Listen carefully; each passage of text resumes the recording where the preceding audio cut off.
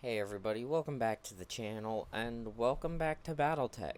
We featured this on the channel about coming up on 2 years ago, and with that run it was a single mech only challenge.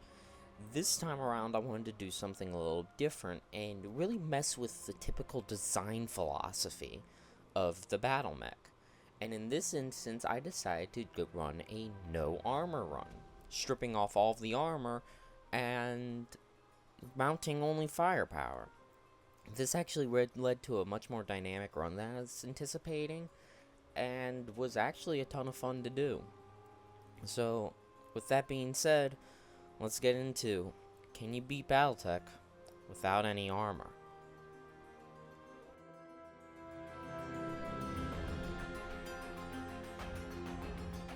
So frankly, the rules of the challenge are very simple. I am not allowed to mount any armor on mechs under my control. So if the mission forces me to deploy a mech with armor, that is outside my control, and I can use it as I please. Further, there's a single campaign mission where every single mech is deployed with armor, and I don't have a choice there. That is outside my control, and just like last time, that mission, we do not take it into account for the challenge. As far as everything else, anything goes. We can use and abuse black market and do anything we please. Unlike the last run, this is not going to be treated as a theory run. We are starting from the beginning and we are working our way through. The reason I'm doing this is because we have a full lance under our fingertips at all time, which can lead to more strategies than just our single mech strategy in our solo mech challenge run. Honestly, I expect this run to be easier than the solo mech run, but definitely to be a lot more time consuming and a lot more interesting with the strategies we have to come up with. So the first mission of the campaign isn't anything special because we have no control over the mechs that are deployed, and we can't customize these mechs to get rid of their armor. So we don't really care what happens in this mission.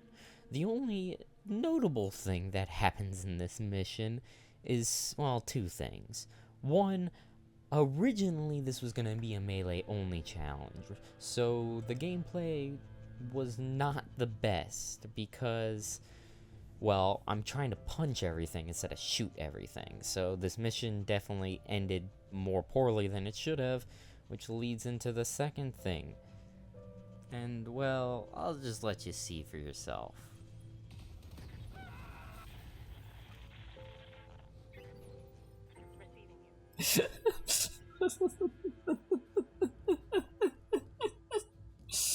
Oh my god. Decker, no. Oh, Decker, no. Yeah, Decker died on mission 1. And that's something that's actually never happened to me before. In fact, I've never lost anyone on mission 1, let alone Decker. And I have also never lost Decker early in the campaign, which is such a stark contrast compared to the rest of the BattleTech community, because everyone complains and posts on Reddit about people losing Decker. I have never lost Decker, and there's even an achievement for the game that involves Decker surviving a campaign. I got that on my first campaign. I never understood why Decker was like this to the community, and this is the first time I have lost Decker on the first mission. Is it because I was playing the game incorrectly? Absolutely. Would he have survived if I was able to strip all the armor off and I was shooting normally? I'm not completely sure, but regardless, this is a first for me. And it actually makes the beginning of the run kind of rocky, because not only does Decker go down, but the player mech goes down, and while the player pilot can't die, it still puts him out of action for a long time, which means I'm juggling pilots right at the beginning of the campaign.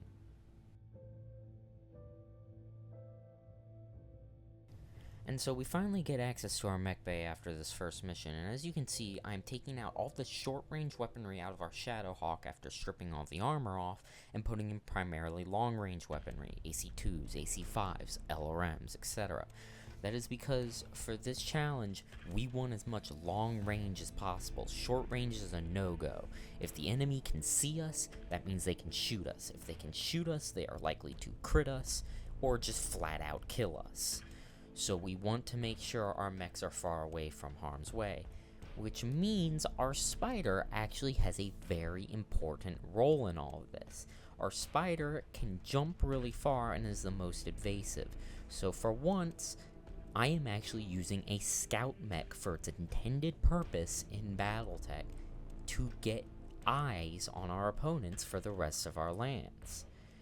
This will be our strategy for the entire campaign and beyond. So it is vital that we make sure everything is set up early and that this spider survives.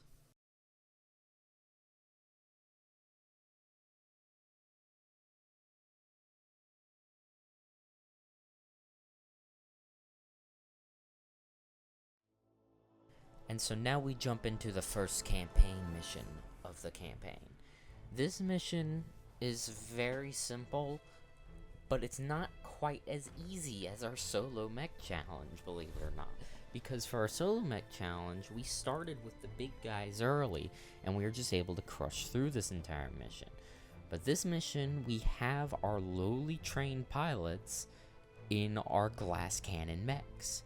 And you can see my strategy going full force right off the bat. I jumped the spider up on the high ground to get eyes. That way our sniper mechs can actually do the shooting later.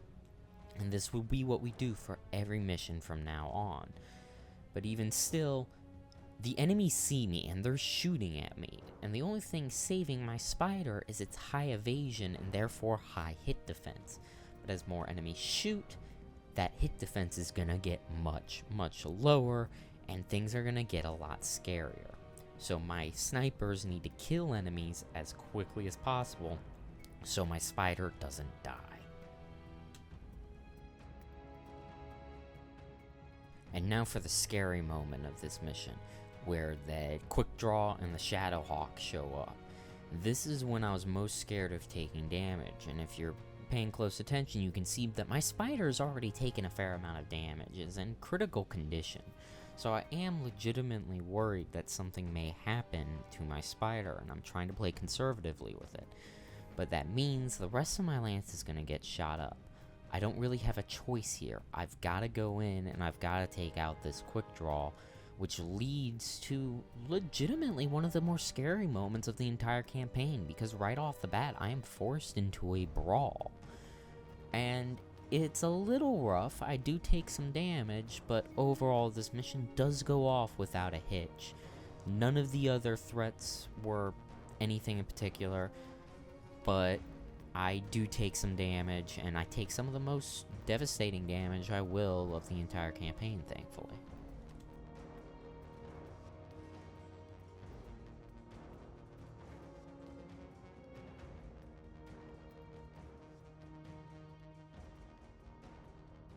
Jumping ahead to the second campaign mission, since nothing really interesting happened in between the previous campaign mission and this one, as you can see, we do have a Centurion now, but as you also are probably seeing, we are not bringing our spider.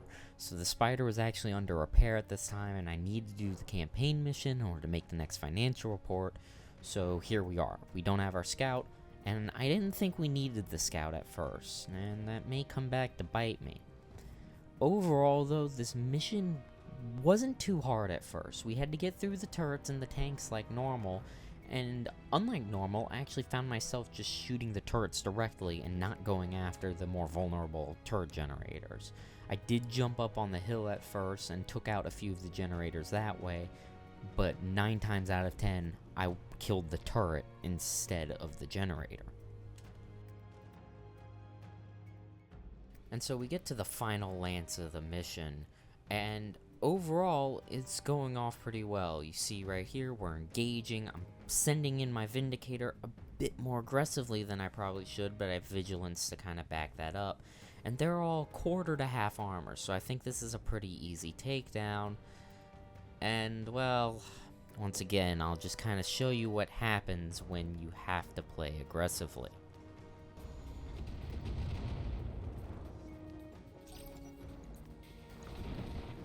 Oh god.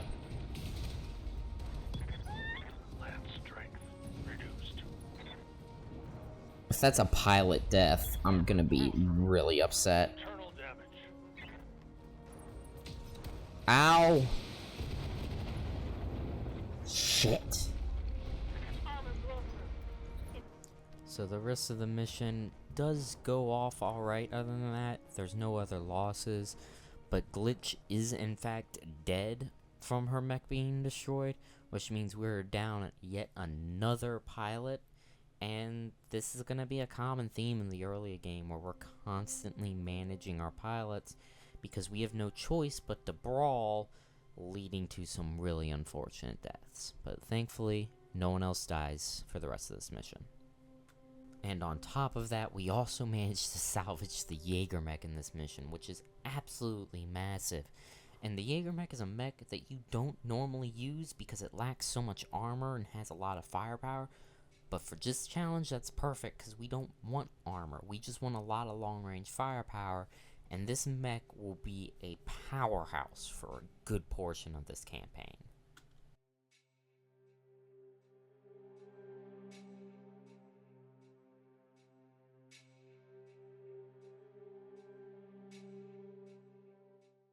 Jumping straight into mission 3 after that, because once again, not much interesting happened in between missions beyond the death of Medusa, but we're not going to talk about that. Otherwise, we don't really have any real upgrades to our mechs. As you can see, I'm running in with the Spider to get some scouting done, and then I need to make sure to position my mechs in order for them to have good shots. The Jaeger mech, though, we did pick up a lot of Ultra ACs off of the market, so that is a major change, but I felt no need to highlight it. I figured I'd just show you guys here, and that makes it so this mech has absurd amounts of firepower for its weight class, and it will absolutely carry this mission. As you can see, I'm kind of making sure to keep it in the back, because I cannot afford to lose these Ultra Auto Cannons. This mission goes pretty damn well. We do end up losing a side torso on the Shadowhawk just because I am an idiot and moved it too close. But generally, because we're able to destroy these tanks to bring the turrets online, and then you just kind of shoot up the enemies from there, we are just able to outrange our opponents constantly, shoot them from beyond line of sight, and just generally clean up this mission. So yeah, this was an easy one for the campaign, and there are definitely a few of those, but there's also quite a few of harder ones, as you will see.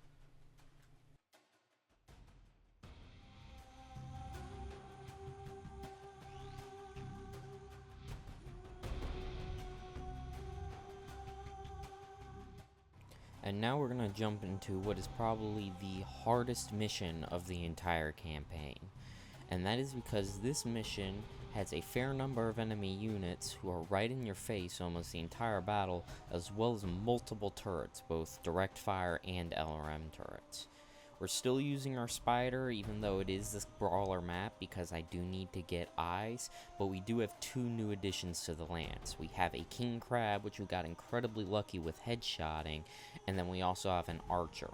Our King Crab is a mixed build. We have two AC-20s specifically for this mission, since I knew it was going to be close range, and a bunch of LRMs. Archer is also mostly LRMs, but it just doesn't have the hard points.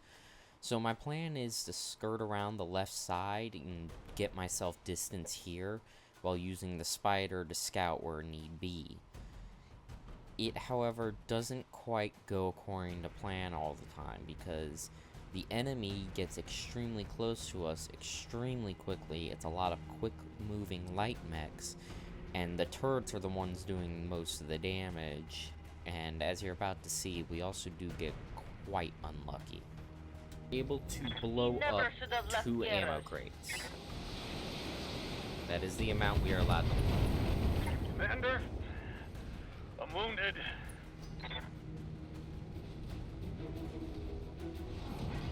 I'm hit.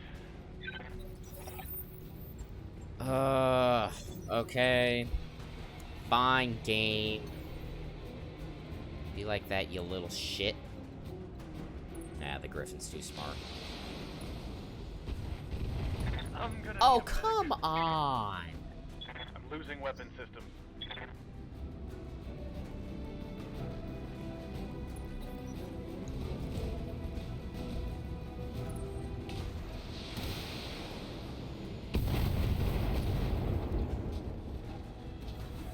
Reporting. Critical hit. What the hell are these Orders. crits? Critical hit, Commander. Just knocked off both arms.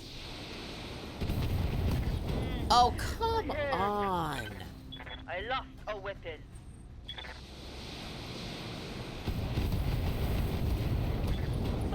I'm That hit. is 4 ammo They took out one of my explosions. weapons.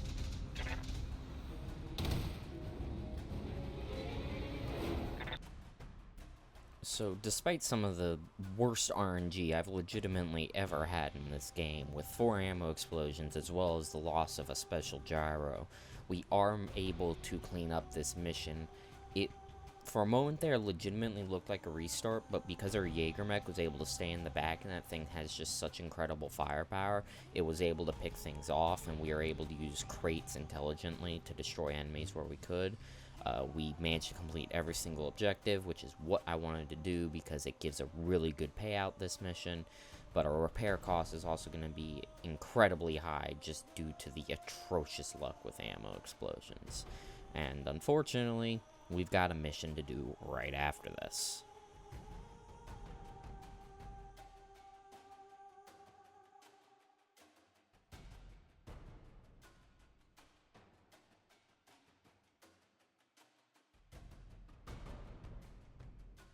So this mission isn't one of the more difficult missions of the campaign. Honestly, I'd say it's actually one of the easier ones. But what makes this mission a little more difficult than it would normally is because of the rule I imposed on myself, that as soon as a campaign mission becomes unlocked, I have to do it, which means I can't bring the other mechs once they repair. As you see, I'm bringing a Warhammer with a very odd loadout that honestly surprised me. This loadout was incredibly effective, and I was glad to have it around. But the main thing is we were still able to bring our Jaegermech into this mission, and because we could outrange our opponents so easily, this mission was actually completely free. The normal strategy of using our Spider to scout and then just blowing everything up with our long-range mechs worked perfectly, and even Victoria's Lance at the end, which is normally a tiny bit scary on a normal campaign, actually doesn't do anything to us with the amount of long-range firepower we're able to bring to the table.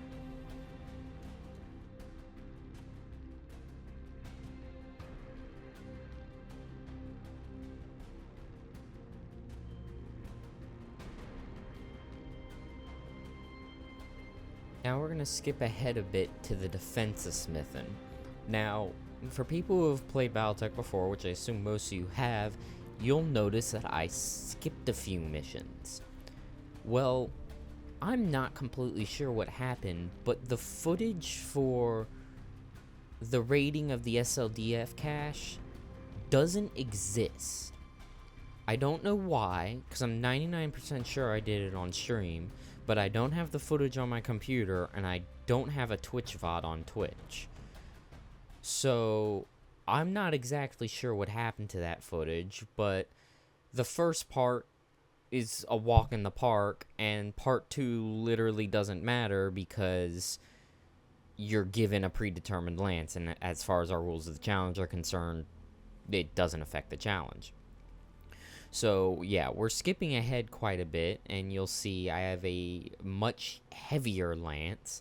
I'm running the Highlander that was given to me. I'm still running the King Crab, but I'm also running an Annihilator that I managed to pick up, and that's kind of where we're at in the game now, where the goal is to just pick up as many Annihilators as possible, because the Annihilator is an absurdly powerful mech that they just, like, made ridiculous. It was already a very good mech in just traditional BattleTech because of the amount of firepower it could bring, but then on top of that, they gave it a bonus to its ballistic damage, and it just made the mech insane. So, we cruise through this mission pretty easily. It's a little concerning at sometimes because I'm scared that because I'm playing more passively that I'm not going to be able to engage all the units, but I do manage to save all 3 dropships and take minimal to no damage. So this is the point in the run where things really start getting easy.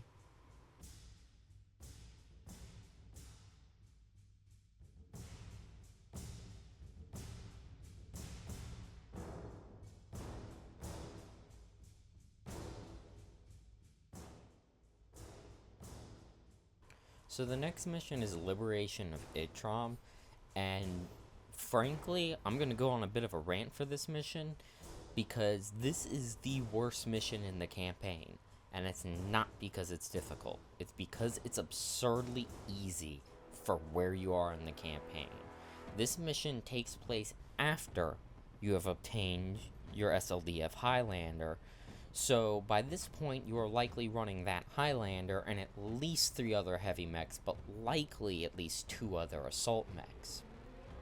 This mission only has 12 enemies, 3 of them being missile carriers, the rest being medium to light mechs.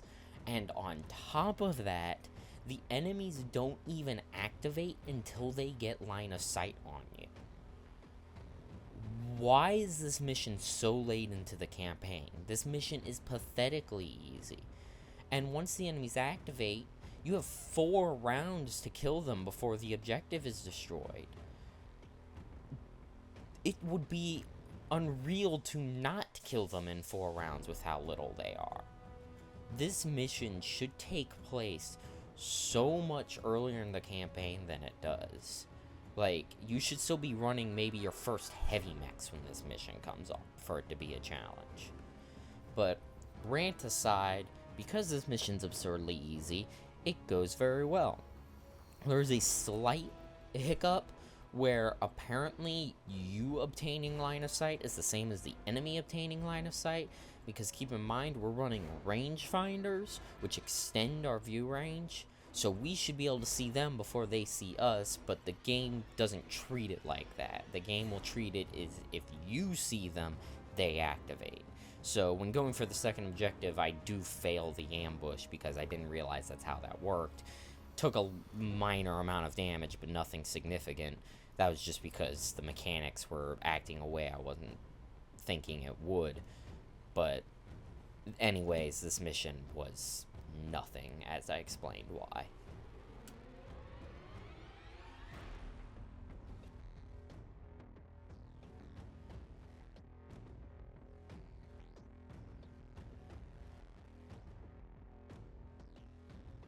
And now for the mission of the campaign that, beyond the ammo crate mission, actually had me the most worried, because I remembered this mission being really tight on the solo mech run, and while we do have insane amount of firepower, we also have no armor, so I was really worried that the amount of enemies would overwhelm me or cause at least serious damage.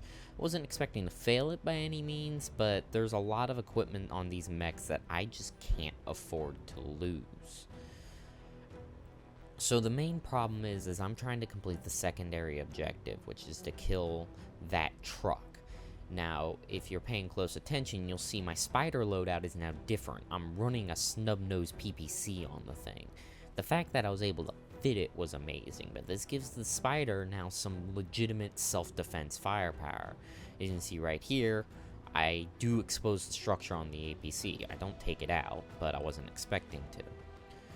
So the spider is useful now as far as shooting, getting into the backfield, but as you can see right there, it is under fire. The main reason I'm worried about this mission is because if I don't destroy the APCs, I don't get the turrets. I don't completely know if it fails the mission. I feel like it does. I've never had it happen, though. But also, there's a lot of missile carriers on this mission, as well as a Shrek PPC carrier, I believe. And those are some dangerous units. But thankfully, this mission goes pretty easily, despite one mistake that almost cost me a mech. Understand? Enemy vehicle destroyed. It's really not that hard, guys. Uh-oh. Uh-oh.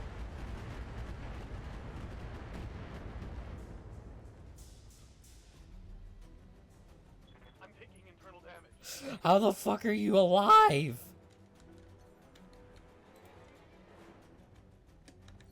Good to go. Yes, Commander. How are you actually alive? Die! Locking on target. So yeah, that was just a bad move on my part. I didn't realize that the SRM carrier would have been able to get line of sight on me, and frankly, the Annihilator should have died there. He should have gone down, but he didn't. And even as you see right there, that PPC shot thankfully misses. I think that would have blown a torso off. I'm not completely certain though. But after that, we take down the rest of the mission, and there's nothing to worry about.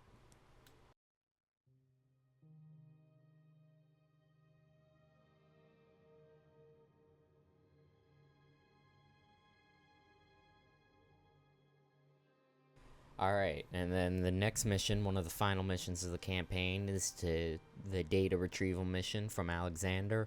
And I'll be completely honest, I'm just going to skip over this mission because we're given Kameya's Atlas, so we have a mech with armor, and that just allows the rest of our mechs to blow everything to smithereens. So we were never in any danger on this mission. It was free.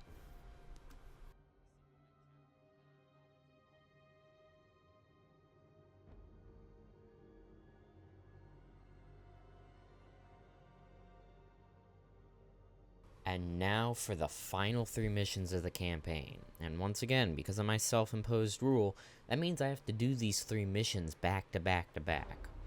I wasn't too worried about this mission in particular because the enemy firepower is rather light, but I was still concerned that the damage was going to build up over time because the second to last mission, if things go wrong, you can take some serious damage, and the last mission, you have Kameya's Atlas, so it shouldn't be that big of a deal, but things could still definitely go wrong. So I've actually picked up a Phoenix Hawk by this point, and it's a special Phoenix Hawk, Phoenix Hawk 1B. So it has better heat dissipation than your normal Phoenix Hawk, which allows me to run this twin snub-nose PPC build, which is absolutely insane. I have a medium mech that when I jump has an alpha strike of 300 and has a tag on it. This thing was such an amazing pickup because it allowed me to upgrade my Spider from something that was just fulfilling a pure scout role to something that can scout and also backstab. I have taken out heavy mechs from the rear using this build. You won't see much here because I'm cutting out all the footage that isn't campaign missions. So as far as this mission is concerned, it didn't really challenge us in any way. Occasionally the enemies had missiles, which was a little scary because just of the clustering nature, but generally we were able to jump around with the Phoenix Hawk super aggressively to knock out the turret generators, while our assault mechs got some high ground and stayed back. And even the last Lance was just nothing to speak of. Our mechs just completely obliterated it. So the first mission of 3 down, let's jump into the second. Alright, so the second mission where we gotta upload the virus. This mission surprised me actually, because this was the first time I restarted a campaign mission. Admittedly, it was a bit of an aggro restart. I did not need to restart here. I could have gone through the rest of the mission. But I had hit this point where I got so unlucky that I lost really irreplaceable equipment. It wasn't like with what happened with the King Crab where I could replace that stuff. I lost, you know, Ultra ACs and all this garbage on my Annihilators due to an unlucky ammo explosion. And so, out of more habit than anything else, I did restart. There was no explicit rule against restarting. In fact, I restarted on non-campaign missions a ton of times, especially early game. But in this particular instance, I definitely could have just played out the rest of the mission, because on my second go through, it wasn't all that bad. I played a little less aggro with my Phoenix Hawk, kept my Annihilators further back, and that allowed me to pick apart the enemies while my turrets actually did a fair bit of the work. So the mission turned out pretty easy, and we did take some decent damage on one of our mechs, but thankfully, because the next mission we get Kameha's Atlas, we don't need to bring that mech along.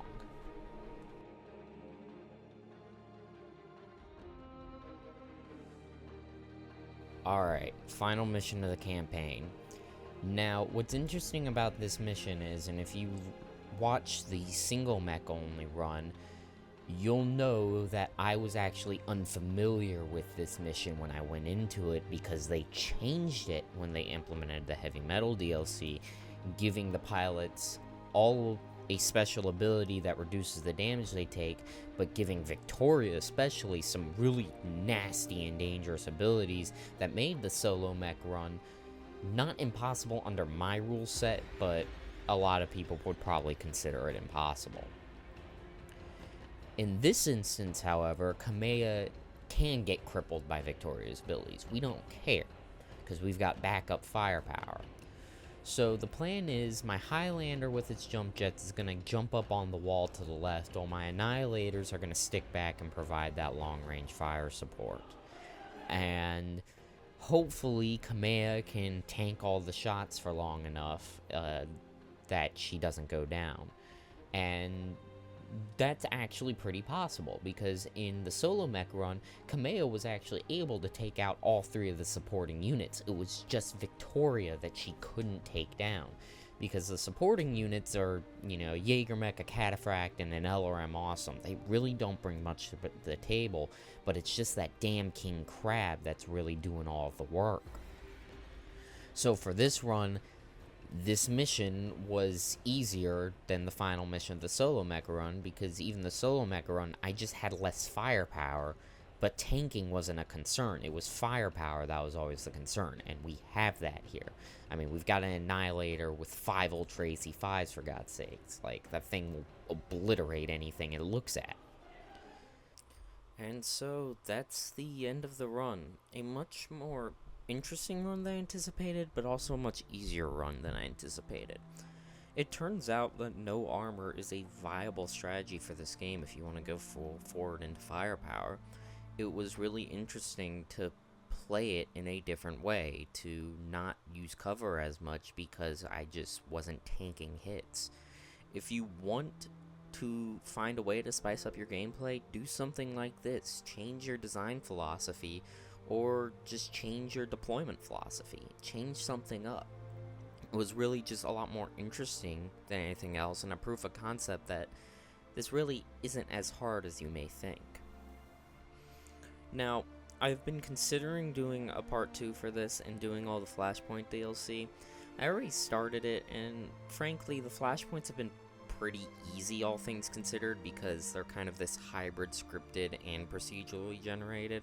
If people really want to see it, I'll finish up the Flashpoints and make that into a part 2, though I doubt that'll be anything special. However, thank you so much for watching, everybody. I do appreciate it, as always. If you like the video, do the YouTube things. It would really mean a lot, really help out. You know, still trying to see if I can get this channel off the ground or not. But anyways, thank you so much for watching, and I'll see you again soon. Take care.